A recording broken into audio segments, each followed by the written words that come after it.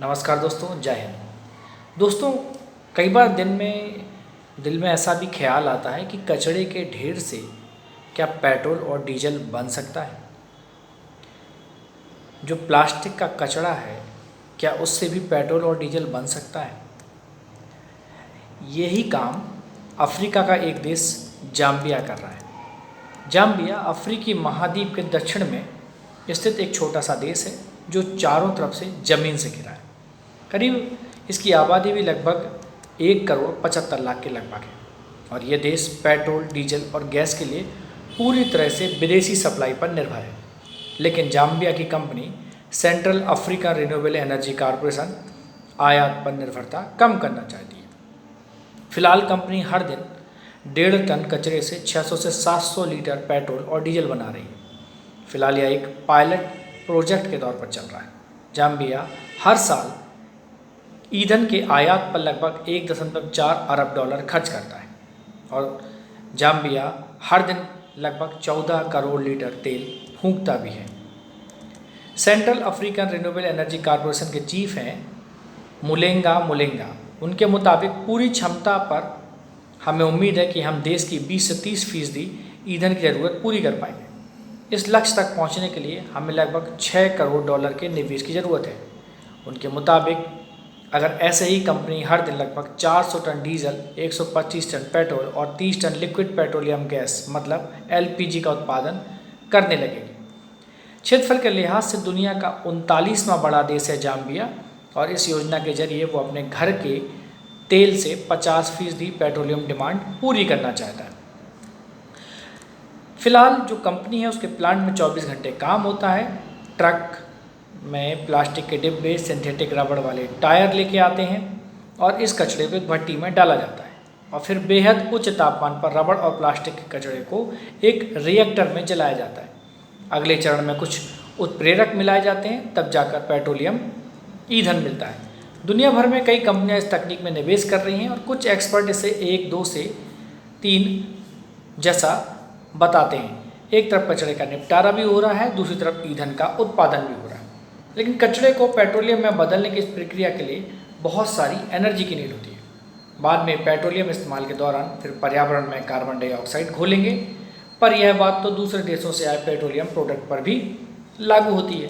तो क्यों नहीं अपने प्रोडक्ट से काम किया जाए। अब पेट्रोलियम प्रोडक्ट्स कोयला हो या फिर बायोमास जलाने से निश्चित रूप से ग्लोबल वार्मिंग बढ़ाने वाली गैस है CO2, उसका उत्पादन होता है और बीते लगभग 1.5 दशक से पूरी दुनिया हर दिन 9 करोड़ बैरल से ज़्यादा कच्चा तेल इस्तेमाल कर रही है और 2026 तक इस मांग के लगातार बढ़ने की उम्मीद है। अब ये सारा कच्चा तेल जमीन या समुद्र के भीतर से निकाला जाता है, फिर विशाल ऑयल या गैस टैंकरों की मदद से इसे हजारों किलोमीटर दूर ट्रांसपोर्ट किया जाता है। इस पूरी प्रक्रिया में भी CO2 उत्सर्जित होती है। अब इसी गाढ़े काले और लसलसे कच्चे तेल से ही प्लास्टिक भी बनाया जाता है और इस वक्त पूरी दुनिया प्लास्टिक प्रदूषण की महामारी से जूझ रही है। अलग अलग रिसर्च के मुताबिक इस वक्त दुनिया में 8.3 अरब टन प्लास्टिक मौजूद है, जिनमें से 6.3 अरब टन कचरे के रूप में बिखरा पड़ा है। इस्तेमाल के बाद फेंक दिया जाने वाला ये जो प्लास्टिक है वो पृथ्वी पर जमीन, हवा और पानी के इकोसिस्टम का दम घोट रहा है।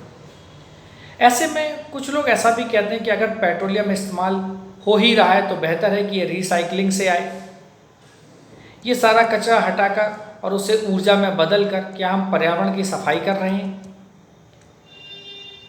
चलिए, ये तो एक समय की बात है। अब हम आपको बताते हैं कि आपको कच्चे तेल से क्या क्या मिलता है। दरअसल कच्चे तेल के शोधन के पहले चरण में ब्यूटेन और प्रोपेन नाम की प्राकृतिक गैसें मिलती हैं। बेहद ज्वलनशील इन गैसों का इस्तेमाल कुकिंग और ट्रांसपोर्ट में होता है। प्रोपेन को बहुत अधिक दबाव में ब्यूटेन के साथ कंप्रेस कर LPG लिक्विड पेट्रोलियम गैस के रूप में स्टोर किया जाता है और ब्यूटेन को रेफ्रिजरेशन के लिए भी इस्तेमाल किया जा सकता है। इसके अलावा जो सबसे इम्पोर्टेंट चीज़ है वो है कि जो तरल ईंधन होता है, प्रोपेन अलग करने के बाद कच्चे तेल से पेट्रोल, कैरोसिन, डीजल जैसे तरल ईंधन निकाले जाते हैं और सबसे शुद्ध फॉर्म पेट्रोल है। फिर कैरोसिन आता है और लास्ट में डीजल। हवाई जहाज़ के लिए ईंधन कैरोसिन को बहुत ज़्यादा रिफाइन कर बनाया जाता है। इसमें कार्बन के ज़्यादा एटम मिलाए जाते हैं, जैसे जेट फ्यूल -50 या 60 डिग्री की ठंड में भी नहीं जमता है।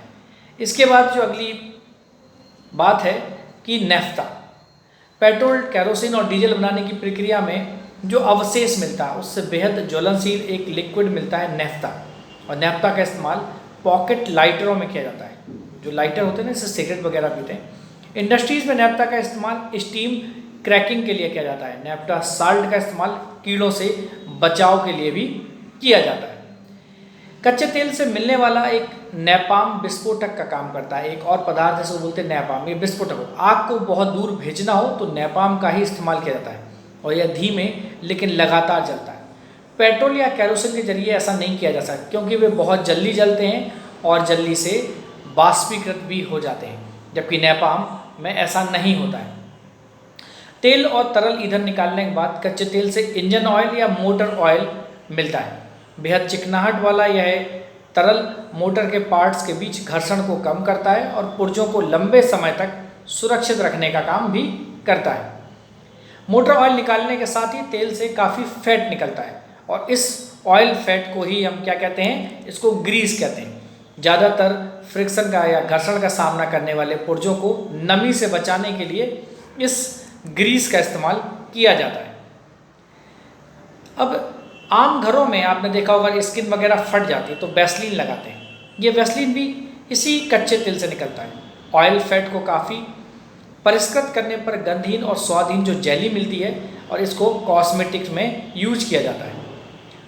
इसके बाद मोम का उत्पादन भी इन्हीं प्रोडक्ट से होता है। यह भी कच्चे तेल का एक बाई प्रोडक्ट है। वैज्ञानिक भाषा में रिफाइनरी से निकले मोम को पेट्रोलियम वैक्स कहा जाता है। पहले मोम बनाने के लिए एनिमल या जो प्लांट फैट है उसका इस्तेमाल किया जाता था। इसके बाद अगर हम लोग बात करें चारकोल की, असफाल्ट, चारकोल, कोलताग या डामर कह सकते हैं आप, ये भी कच्चे तेल से मिलता है। हालांकि दुनिया में कुछ जगहों पर चारकोल प्राकृतिक रूप से भी मिलता है। इसका इस्तेमाल सड़कें बनाने या छत को ढकने वाली वाटरप्रूफ पट्टियाँ बनाने में भी किया जाता है। इसके अलावा जो सबसे इम्पॉर्टेंट है लास्ट में बचा प्लास्टिक, जो हमारी ज़िंदगी में इतना घुल मिल गया है, तो कच्चे तेल का इस्तेमाल प्लास्टिक बनाने में भी किया जाता है। दुनिया भर में मिलने वाला ज़्यादातर प्लास्टिक कच्चे तेल से निकाला जाता है। वनस्पति तेल से भी प्लास्टिक बनाया जाता है, लेकिन पेट्रोलियम की तुलना में ये महंगा पड़ता है। तो उम्मीद करता हूँ कि ये वीडियो आपको बहुत अच्छा लगा होगा। नमस्कार, जय हिंद।